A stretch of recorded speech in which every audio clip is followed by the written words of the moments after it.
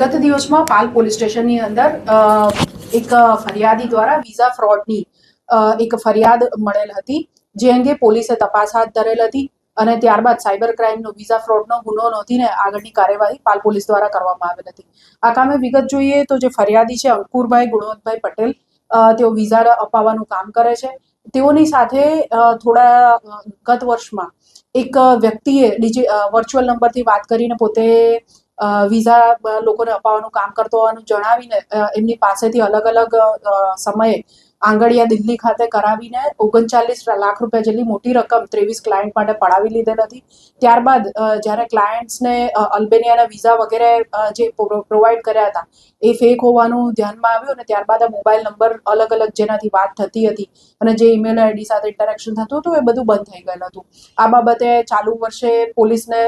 ફરિયાદ મળતા તેઓએ આમાં ટેકનિકલ ઇન્વેસ્ટિગેશન કરીને દિલ્હી ખાતેથી આ વિઝા ફ્રોડ કરતા આરોપીઓની ગેંગનો પર્દાફાશ કર્યો છે અને એમાંથી એક આરોપીને દિલ્હી ખાતેથી પકડી પાડ્યો છે। આ કામે પાલ પોલીસ દ્વારા અંકિત ઉર્ફે અક્ષિત ઉર્ફે રાજ ઉર્ફે રોકી અશોકભાઈ પટેલની ધરપકડ કરવામાં આવેલ છે, જેણે રોકી પટેલ બનીને રાજ પટેલ બનીને ફરિયાદી સાથે વાતચીત કરીને આંગડિયા દ્વારા નાણાં લઈને છેતરપિંડી કરી હતી અને બદલ ખોટા ફ્રોડ વિઝા પૂરા પાડ્યા હતા। આ કામે જ્યારે પાલ પોલીસ દિલ્હી પહોંચી ત્યારે આ આરોપીને અંદાજો હતો કે પોતે અગાઉ આવા ફ્રોડ આચરેલ છે, જેથી તેણે જે જગ્યાએથી આ બધી કામગીરી તે કરતો હતો પોતાના ઘરેથી ઘર પણ એણે થોડા દિવસો પહેલા ખાલી કરી નાખ્યું હતું, પરંતુ પાલ પોલીસે સમય સંજોગ જોઈ અને ત્યાં ગાડી જે આજુબાજુ જે રિસોર્સિસ મળ્યા એના આધારે ખૂબ મહેનત કરીને પણ એના જે નવા સરનામે વગેરે પહોંચીને ટ્રિક્સ વાપરીને પણ એને પકડી પાડેલ છે। હાલ આરોપી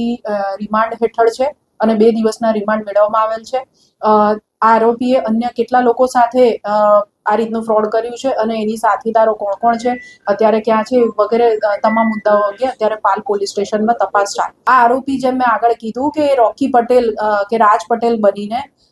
જે અંકિત છે એ અલગ અલગ વર્ચ્યુઅલ નંબરથી અલગ અલગ મેલ આઈડી બનાવીને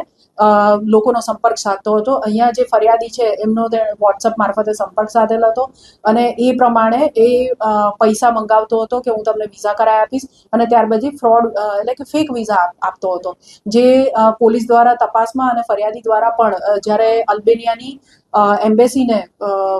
વેરિફિકેશન માટે મોકલવામાં આવ્યું ત્યારે ત્યાંથી જવાબ આવ્યો કે આ ફરજી વિઝા છે। જ્યારે કોઈ પણ ક્લાયન્ટ છે જેણે પૈસા આપી દીધા હોય એની મુસાફરીની ડેટ નક્કી આવે ત્યારે લાસ્ટ ટાઈમ એ ટિકિટ કેન્સલ થઈ ગઈ છે, ટેકનિકલ એરર આવી છે એવું કરીને બહાના બનાવીને લોકોને છેતરતો હતો।